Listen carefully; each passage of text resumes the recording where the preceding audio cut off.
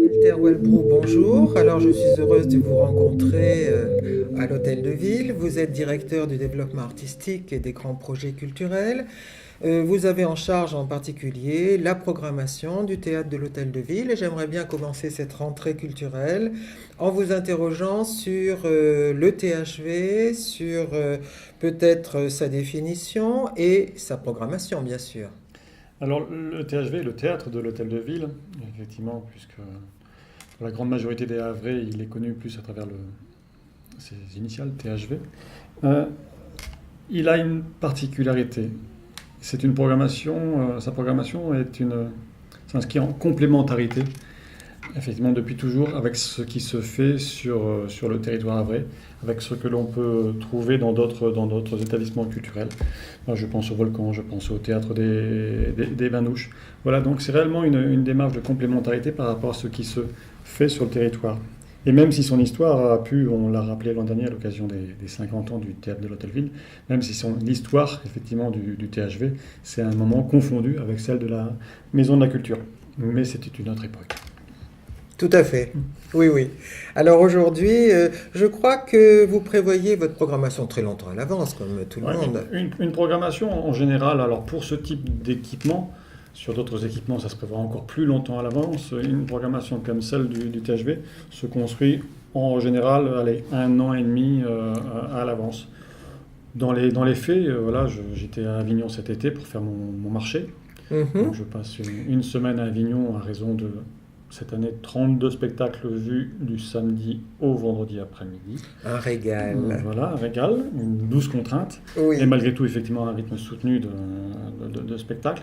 Donc voilà, j'ai vu une trentaine de spectacles, et un certain nombre d'entre eux auraient vocation à venir au THV la prochaine saison. Après, c'est tout un Mhm. travail de construction de saison à mener à bien. Voilà, un cadre budgétaire à respecter. Mais voilà, les spectacles vus à Avignon cet été 2018, je vous dis, voilà, certains, alors je ne veux pas dévoiler les noms aujourd'hui, certains pourraient parfaitement être sur le plateau du THV l'année prochaine. L'année prochaine. C'est-à-dire que cette saison qui commence, vous avez des spectacles que vous aviez vus l'an dernier, Que j'ai vu, l'été effectivement, avant-dernier. tout à fait, et les spectacles accueillis cette année, dans le cadre de notre mini-festival à la référence au Off d'Avignon, puisque effectivement, lorsque je vais à Avignon, je n'ai pas le temps d'aller dans le IN. Effectivement, je consacre toute mon énergie et tout mon temps à aller voir des spectacles uniquement dans le cadre du Off. Je rappelle, ce sont ces fameux 1500 spectacles répartis dans je ne sais plus combien de théâtres. Voilà, c'est 1500 spectacles qui sont proposés aux habitués du Off. Bon, ceci étant dit, après, le choix se fait assez rapidement et l'entonnoir se resserre très très vite. Bon, quoi qu'il en soit, effectivement, la programmation du théâtre de l'Hôtel de Ville, voilà, ne se fait pas dans le cadre du IN d'Avignon. Voilà, c'est un autre lieu emblématique, tout aussi emblématique sur le territoire havrais, voilà, le Volcan, dont la programmation, effectivement, peut se faire l'écho de spectacles vus dans le cadre du IN à Avignon. Est-ce qu'elle se fait seulement à Avignon ou aussi ailleurs? Non, elle se fait ailleurs, elle se fait principalement sur Paris, puisqu'effectivement, une des vocations du théâtre d'Hôtel de Ville, c'est peut-être, et de façon totalement immodeste, d'accueillir de francs, beaux succès populaires Mhm. dans les théâtres parisiens. Mhm. Voilà. Mhm. Les théâtres parisiens, voilà, il y a une belle proposition, voilà, il y a de très très belles propositions. Mhm. Parfois, il y a un peu d'escroquerie. Voilà, il y a des productions qui se montent sur des têtes d'affiche et qui ne méritent pas. Voilà, il faut bien l'avouer, de connaître un quelconque succès. Donc, dans tous les cas, voilà, donc je fais aussi mon marché sur Paris. Oui. Voilà, Mais là, vous faites un tri, de toute je façon. fais un tri, alors avec Oui. là aussi, on utilisait le terme tout à l'heure de 12 contraintes. Voilà, là, je prends, à quelques rares exceptions près, Mhm. je prends la précaution d'aller voir les spectacles. Oui, oui, Donc, ça semble d'ici judicieux. quelques heures, je prendrai la route Oui. pour être du côté de Montparnasse. Je vais successivement de Mhm. spectacles, l'un à la Huchette et l'autre au Petit Montparnasse. Mhm. Voilà, je prends cette précaution, parce que chat échaudé craint l'eau tiède. Bien sûr, bien sûr. Voilà, je prends cette précaution d'aller voir sur Paris les spectacles qui pourraient venir Mhm. l'année prochaine au théâtre de l'Hôtel de Ville. Alors, quels sont vos critères de choix?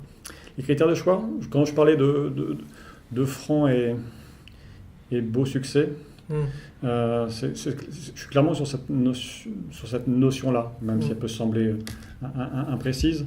Voilà, lorsque je me pose dans un théâtre, et c'est ce que j'ai connu avec Edmond, programmé l'an dernier au THV, voilà, qui a connu voilà, lorsque j'ai vu Edmond au théâtre du Palais Royal, voilà, je m'installe dans la salle du Palais Royal, et avant même que la pièce démarre, je vois que quelque chose se passe.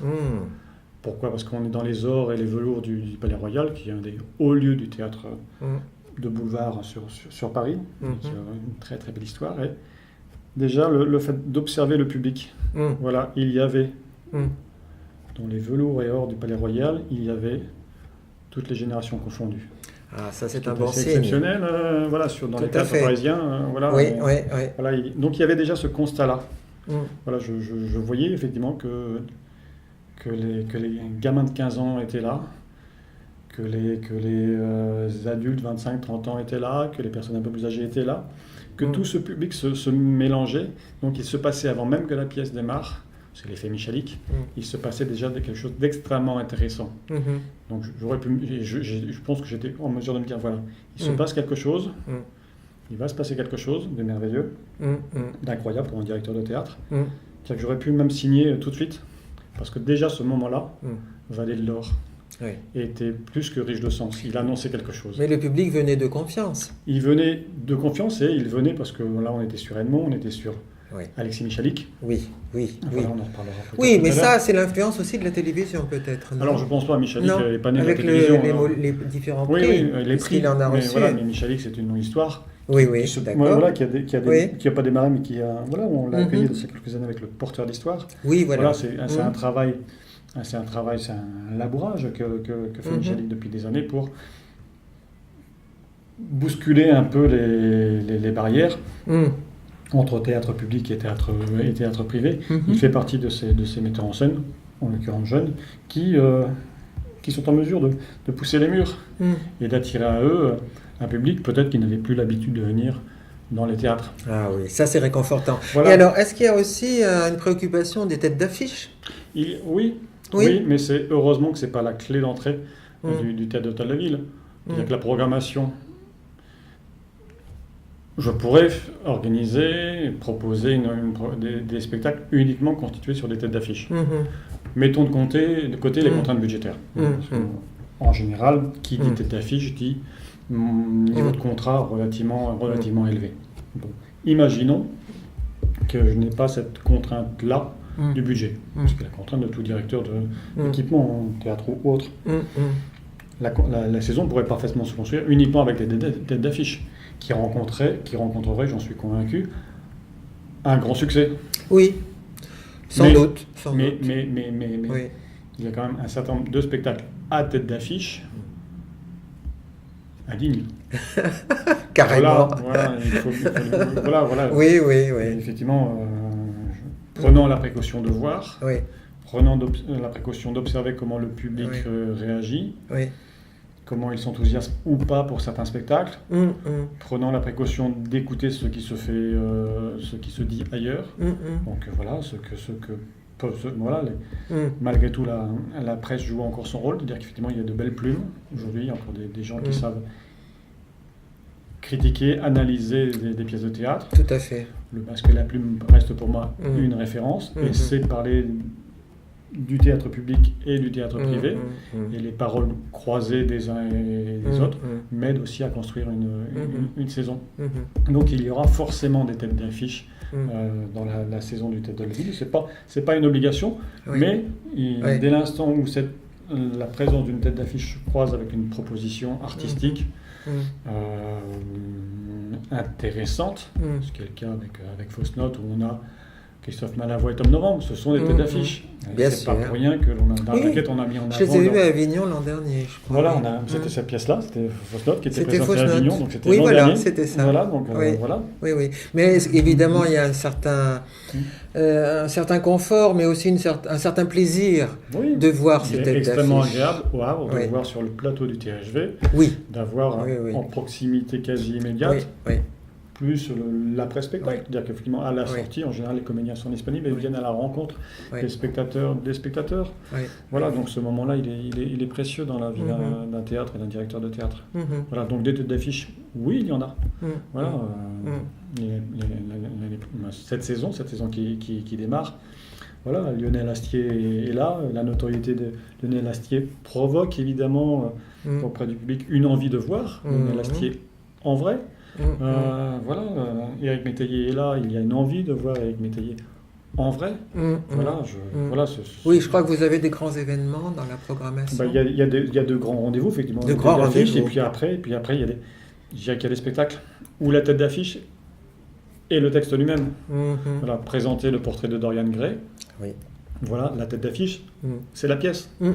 Et donc, effectivement, le public est effectivement peut-être tenté de venir voir le portrait de Dorian Gray pour ce que ça peut représenter. L'an dernier, le très très beau succès autour du CID, effectivement, c'est pas la distribution qui a fait le succès Oui, du bien CID, sûr, c'est pas bien sûr. les têtes d'affiche. Il n'y avait Mhm. pas de tête d'affiche. Mhm. Enfin, c'est pas la distribution en tant que telle, on n'a pas joué là-dessus Non. pour proposer ce spectacle. Mhm. Évidemment, quand j'ai fait le choix de programmer le CID, Mhm. la référence était explicite, effectivement, à ce texte, à son Mhm. auteur, Mhm. à ce que malgré tout, dans la mémoire de tout le monde, ça peut évoquer. On a tous des souvenirs de collège, de lycée, Mhm. voilà, Et de cinéma. et de cinéma, voilà. Mhm. Donc, Gérard Philippe n'est jamais loin. Voilà, donc, voilà, le public qui est venu ce dimanche après-midi au THV Mhm. avec un moment incroyable. Il y a eu des moments incroyables l'an dernier dans la oui. saison. Ouais. En Voilà. général, les salles sont pleines. En général, les salles sont pleines. Ah oui. Voilà. Après, voilà, c'est un peu plus de 700 fauteuils de tête de ville. Mhm. Mhm. Après, je peux toujours faire le constat, parfois avec un soupçon de regret, que j'aimerais tellement que les salles soient systématiquement pleines. Mhm. Il y a, allez, 70 000 habitants, 200 000, 210 000, l'agglo. Malgré tout, et vous voyez l'énergie développée par tous les lieux culturels havrais pour faire venir dans leur salle une fraction quand même Bien sûr. C'est réduite juste, c'est de juste. la population C'est havraise. juste. Donc Oui. il y a une énergie folle déployée par Oui. les uns et les autres, avec les moyens dont ils disposent, mais on déploie tous une énergie incroyable. On va parler des bains douches, du volcan, on va parler dans d'autres registres du Tetris, du Centre chorégraphique national avec son festival Fahrenheit. Il y a quand même une énergie incroyable qui est utilisée, qui est mise en avant par les directions respectives pour faire venir finalement un nombre réduit de spectateurs. Voilà, 700. Qu'est-ce que ça représente 700 spectateurs sur une population de 200 000 habitants. Donc, parfois, Yes, effectivement, on peut connaître des déceptions en se disant quel dommage. Alors peut-être qu'on ne sait pas le communiquer. Mais on se le dit souvent, ça. Quel dommage qu'il n'y ait que Bien 300, sûr. 350, 400, 500 spectateurs et qu'il reste des places. Voilà. Après, on peut en discuter. Pour quelles raisons les gens ne viennent pas au théâtre, pour quelles raisons les gens ne viennent plus au théâtre, pour quelles raisons une certaine génération ne vient plus au théâtre, pour quelles raisons, effectivement, une certaine génération ne vient plus au théâtre. Mais dès l'instant où on est sur des propositions, on peut parler des one-man shows. Bon, voilà, l'engouement public populaire est là. Mais voilà, donc effectivement, l'an dernier, on a connu je parlais des noms, Venise dépasse en Italie, voilà, on a connu des moments extrêmement forts où les applaudissements, les ovations étaient... Ça, c'est joli. C'était marquant. Oui, oui, oui, oui. Est-ce que vous vous préoccupez aussi de la scénographie, du décor Alors, oui, parce que... Alors, je ne vais pas faire une fixation sur Edmond, mais ce qui était aussi beau à voir avec Edmond, c'est qu'avant même que la pièce ne démarre, on est sur un plateau ouvert. Bon, les comédiens sont déjà là, c'est une des particularités de cette pièce et ce qui crée aussi un lien fort avec les spectateurs. C'est que le plateau du THV, qui, quoi qu'on en pense, est quand même relativement étroit. C'est-à-dire qu'effectivement, il y a certains... voilà, quand on parlait parfois des critères, quels sont les critères que je peux retenir sur certains spectacles. Là, il y a une contrainte. Il y a une contrainte. Il y a des spectacles que j'aimerais proposer au Havre et qui ne rentrent pas sur le plateau du THV. Voilà. L'an dernier, il y avait Fleur de Cactus, un beau, honnête, franc et succès parisien. Effectivement, techniquement, il ne rentrait pas sur le plateau du THV. Aïe. Bon, je fais une croix dessus. Oui. C'est-à-dire qu'effectivement, parfois, Bien sûr. ayant l'information suffisamment tôt, Mm. je m'épargne l'aller-retour sur Paris pour aller voir ces spectacles-là. Et voilà. Mm, mm. Donc voilà, donc il peut y avoir cette contrainte, la contrainte technique. Et effectivement, j'ai parfois dû faire une croix sur des spectacles Mm. magnifiques, beaux, Mm. parce que ça n'entrait pas sur le plateau Mhm. du THV. Parce que quelquefois à Avignon, dans le off, j'ai vu des pièces avec des scénographies un peu pauvres, un peu simplistes. Une table, une chaise, on Oui. entre, on sort, on s'assoit, on parle, et puis c'est tout. Alors là, pour moi, c'était Oui, décevant. oui, mais après, oui, c'était ça. Peut-être décevant, Mm. mais je dirais que parfois la sobriété peut être heureuse. Ah oui, c'est vrai aussi. Oui, oui. Je garde en mémoire un spectacle comme Sur mesure, où qu'est-ce qu'il y avait sur scène? Il n'y avait qu'une batterie. Mhm. Alors, l'objet est magnifique, une batterie de Tout à fait. cuisine, une musique, Oui, oui, c'est un oui. bel objet. Voilà, il n'y avait que ça. Mm. Après, il y a eu un travail remarquable, en dehors même de l'histoire racontée, et de la force du comédien. Mm. Voilà, Mm. il y avait un travail sur la lumière. Voilà, donc. Mm. Mais Oui, d'accord. pour revenir, quand je parlais d'Edmond, le spectateur du THV prend son abonnement, s'installe, Mm. et a devant lui un décor de théâtre. Mm. Et le décor d'Edmond, je dirais que d'une certaine manière, le spectateur en avait déjà pour son argent. Voilà, ses yeux étaient grands ouverts. Mm. Voilà, il en avait déjà d'une certaine manière pour son argent parce qu'il avait un décor de théâtre. Il avait du bois, des tissus, des éléments de décor, du mobilier, et tout ça occupait généreusement le plateau du THV avant même que la pièce démarre. Mhm. Donc voilà, il y a déjà cette sensation-là. Mhm. Je me souviens effectivement de la Comédie Française, non pas accueillie en 67 à l'inauguration, j'étais à peine né, mais voilà, on a accueilli la Comédie Française il y a de cela 4-5 ans, et on avait un décor à la manière de la Comédie Française, Oui. avec des pilastres. Oui. Voilà, ouais. Oui. Bon, le simple fait d'entrer pour les spectateurs au THV, de s'installer, le rideau s'ouvre et on avait ce décor antique. Mm. Mm. Déjà là, ça provoque chez le spectateur une belle émotion. Mhm. Après, la pièce démarre, et Oui. on est sur un autre registre. Oui. Bon, ceci étant dit, l'économie du théâtre est suffisamment tendue. On Oui. sait ce que ça peut représenter en coût de production. C'est vrai. D'où Mm. Mm. certainement, voilà, Mm. Mm. je ne parle pas des productions privées où là il peut y avoir débauche, à l'inverse Mm. de certains moyens techniques. On se dit qu'ils auraient pu être plus économes. Oui. Je pense à une pièce vue l'an dernier où il y avait un escalier avec Mm. un ascenseur. Oula. Je n'ose même pas imaginer le coût de production d'un tel Oui, spectacle. oui, oui. Donc, c'est aussi une voilà, c'est un escalier, un premier étage. Mm. On est sur des coûts de production qui me semblent parfois disproportionnés. Mm. Donc, Alors- des productions disproportionnées, des têtes d'affiche. Mm. Voilà. Voilà. Et cette saison qui vient, il y aura combien de spectacles? Cette saison qui vient, si je ne me trompe pas, il y aura, en dehors des concerts et des beaux concerts du conservatoire, Bien hein, sûr. voilà, il y aura 16 spectacles proposés Oui. au Havre. Voilà, de Mhm. Bernadette jusqu'à Intramuros. Mhm. Mhm. Donc on peut s'abonner bien évidemment, on peut prendre aussi des places à l'unité. Alors vous nous conseillez de venir assez tôt, le plus tôt possible si Venez l'on le peut. plus tôt possible parce Bien qu'effectivement, même si voilà, la campagne d'abonnement aura démarré, Mhm. on sent dès aujourd'hui qu'il y a une forte demande sur le théâtre de l'Hôtel de Ville dans le cadre de l'abonnement. Il restera toujours des places et des bonnes places en fin de campagne d'abonnement et au début de la vente à l'unité. Mais voilà, c'est 700 places, Bien 200 000 sûr. habitants. Bien sûr, bien sûr. Oui, oui. Alors on peut vous trouver où? Sur une page Facebook, sur un site, sur Alors, un- on nous retrouve sur le site de la ville du Havre. Mhm. Voilà, et vous retrouvez en cliquant Mhm. l'ensemble des informations sur la saison en cours, Mhm. les informations pratiques, les tarifs et la possibilité par Internet d'acheter vos places. Mhm. Et on peut réserver par téléphone, Alors, par pas de- Internet? Pas de réservation par téléphone. Non. Voilà.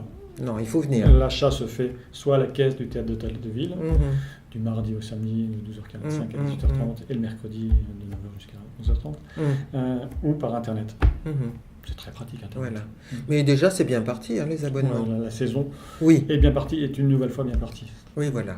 Oui, oui. Donc, vous êtes assez contente du panorama, là, des spectacles que vous allez nous proposer. Bah, j'en suis évidemment Oui. très, très, très, très Vous content. êtes tout seul à choisir. Ouais. Oui. Mhm. Mhm. Mhm. Donc, effectivement, Mais vous le faites d'après tous les critères que vous m'avez énoncés, Mhm. mais aussi sans doute parce que vous sentez un peu votre public. parce que effectivement, je sens le public. Mhm. Ouais, je sens le public. Ouais, Mhm. peut-être la prétention de cerner ce dont le public a envie, alors sans jamais céder à un quelconque populisme. Voilà, mais voilà, Oui. je sais ce que je peux me permettre de programmer au théâtre de l'Hôtel-de-Ville, je sais ce Mhm. qui n'aurait pas nécessairement de place au théâtre de l'Hôtel-de-Ville. Mhm. Voilà, parce que ça a été aussi marqué par l'expérience, peut-être par des Bien rendez-vous sûr. ratés, des déceptions. Oui, oui. Ceci étant dit, ça ne m'empêche pas parfois de sortir un peu plus des sentiers battus. Voilà, Et du cette coup, année- un petit peu d'audace. Et cette année, en voilà, il y a un dehors, spectacle avec Claire Literzi, qui est un spectacle plus musical, Oui, avec une référence effectivement au texte d'Italo Calvino, Le Baron Perché, oui. et un jeu de mots avec l'arbre, un jeu de mots, un Mm. jonglage avec Mhm. les mots, Mhm. voilà, donc c'est l'arbre en poche. Mhm. C'est clairement une programmation décalée par rapport à ce qu'est la programmation habituelle du théâtre de l'Hôtel de Ville. Mhm. Et le spectacle est si beau, si intéressant, la personnalité de Claire Literzi étant passionnante. Je me dis que voilà, Mhm. qu'il Il y a faut le quelque faire. chose, il faut le faire, et Oui, qu'il y a oui. quelque chose Oui. qu'il y a un spectacle peut-être particulier Oui. que 200, 300, 400, 500 spectateurs au THV auraient plaisir à découvrir. Mhm. Voilà. Alors, vous dites que vous êtes complémentaire Mhm. des autres salles de Mhm. théâtre, mais est-ce qu'il y a une spécificité du public du THV? Est-ce qu'on pourrait dire ça? Ou est-ce que c'est un public qui va un peu partout, dans le fond, suivant les occasions? Il y a peut-être, on le sait, voilà, il y a peut-être parfois un esprit de chapelle qui Mhm. anime les spectateurs, que ce soit du théâtre d'Hôtel de Ville ou du Volcan. Il peut y Mhm. avoir encore cet état d'esprit-là. Mhm. Voilà. Je pense qu'effectivement, il y a peut-être encore une fraction Mhm. du public qui vient au THV en regardant d'une certaine manière ce qui se fait au Volcan, ou un public du Volcan qui regarde d'une certaine manière ce qui se fait Mhm. au bain-douche. Mais je crois de plus en plus effectivement le terme n'est pas très joli, je trouve, à la porosité, Oui.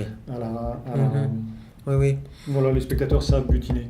C'est ça. Et on le ressent, puisque effectivement, ça. je trouve que Mhm. voilà, pour des raisons d'organisation, il y a un léger décalage entre le moment où le Volcan Mhm.